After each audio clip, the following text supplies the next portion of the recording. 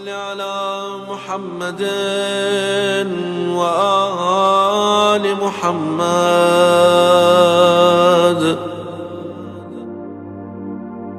اللهم ارزقني فيه طاعة الخاشعين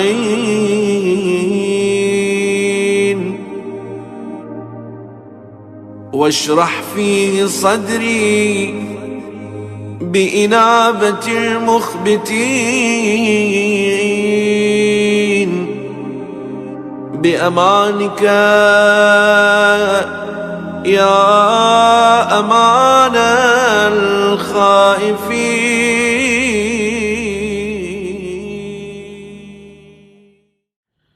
Bismillahirrahmanirrahim. Assalamualaikum warahmatullahi wabarakatuh.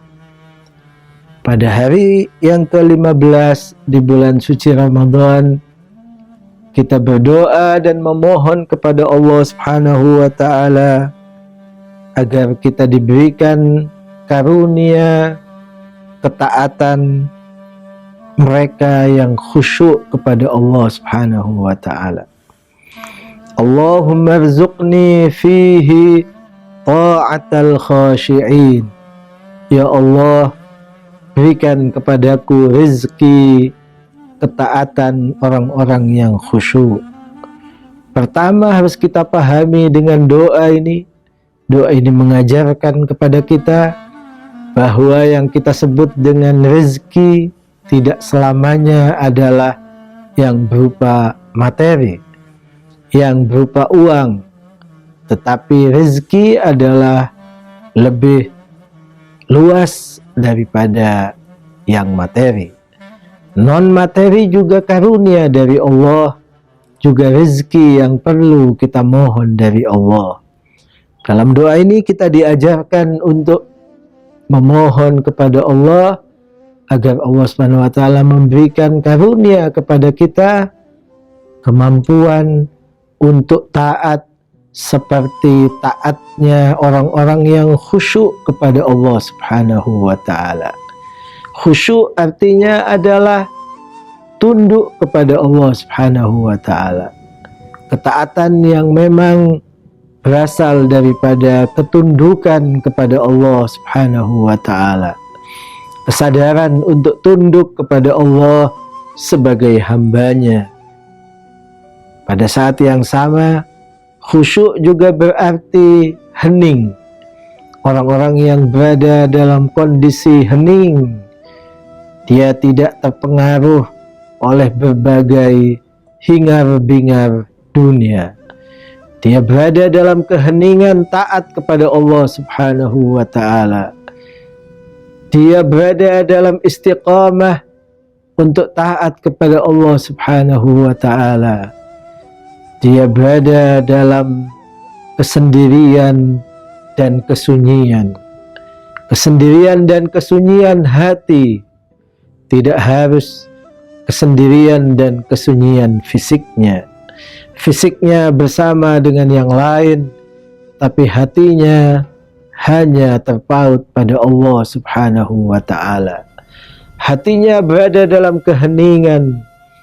Ia tidak suka untuk kemudian namanya diangkat, namanya menjadi terkenal. Dia lebih suka berada dalam keheningan dan kesunyian. Tilkad darul akhirah. Itulah kehidupan akhirat. Di dalam Al-Quran disebutkan yang Allah berikan, Allah siapkan kepada mereka yang memang menginginkan untuk berada dalam kesunyian, berada dalam keheningan. Mereka yang tidak menginginkan namanya diangkat, namanya menjadi terkenal, padahal isinya, dirinya, hakikatnya adalah tidak seperti yang telah tersebar atas keharuman namanya. Lilladzina la yuriduna uluwan fil ardi wala fasada. Kehidupan akhirat itu diberikan oleh Allah kepada mereka yang tidak menginginkan dirinya berada di atas ketinggian dan berada dalam kerusakan. Yang kedua, kita memohon kepada Allah agar Allah Subhanahu wa ta'ala lapangkan dada kita. Washrah fihi sadri biinabatil mukhbitin. Ya Allah, lapangkan dadaku di bulan ini demi taubatnya orang-orang yang mencintaimu. Yang kedua, ini kita memohon kepada Allah agar Allah lapangkan dada kita. Kadang-kadang dada ini terasa sesak karena berbagai problema dunia. Maka kita mohon agar walaupun kita berhadapan dengan berbagai problema dunia, tapi kita tetap mampu untuk menanggungnya. Kita mampu untuk kemudian dada kita berada dalam suasana lapang karena tawakal kita kepada Allah, karena keimanan kita kepada Allah, karena keyakinan kita bahwa badai pasti akan berlalu, bahwa segala apa yang menjadi problema kehidupan kita itu pasti juga akan ada solusinya.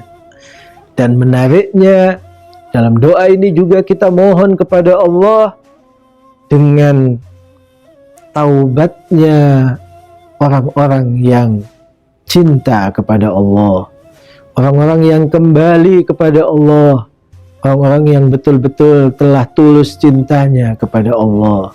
Jadi ini adalah bentuk tawassul kita. Kadang-kadang kita berdoa, ya Allah, karena perbuatan kami A, B, C, maka ampunilah dosa-dosa kami. Itu adalah bertawassul dengan perbuatan-perbuatan kita, dengan amalan-amalan kita, dengan ketaatan-ketaatan kita. Tapi kadangkala juga kita diperintahkan seperti dalam doa ini, kita bertawassul bukan dengan diri kita dan bukan dengan perbuatan diri kita. Kita bertawassul dengan perbuatan orang lain. Kita bertawassul dengan taubat yang telah dilakukan para kekasih Allah Subhanahu wa ta'ala. Taubatnya orang-orang yang telah terpaut hatinya dengan Allah Subhanahu wa ta'ala. Taubatnya para wali dan kekasih Allah Subhanahu wa ta'ala.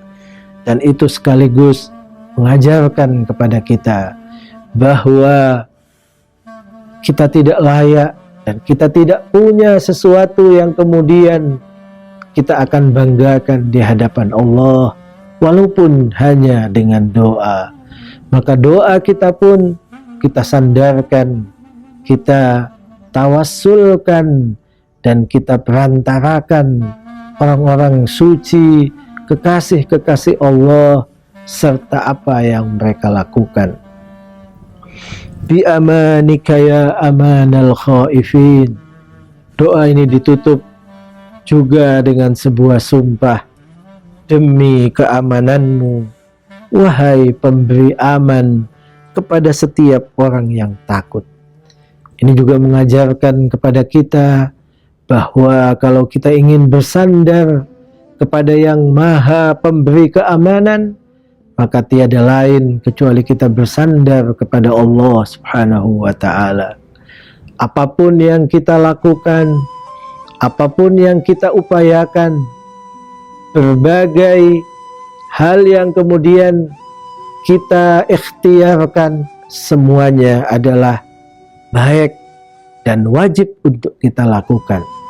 Tidak boleh kemudian kita abai, tidak boleh kemudian kita tidak berikhtiar. Kita harus berusaha, kita harus menghindarkan diri, mengamankan diri kita dari berbagai mara bahaya. Tapi pada saat yang sama, kita harus sadar bahwa Allah Subhanahu wa ta'ala adalah Tuhan, adalah yang maha berkuasa untuk mampu menyelamatkan hambanya dan menyelamatkan kita. Karena itu kita bersandar kepada Zat yang Maha Kuasa, yang dengan keamanannya lah setiap orang yang takut akan menjadi aman. Wassalamualaikum warahmatullahi wabarakatuh.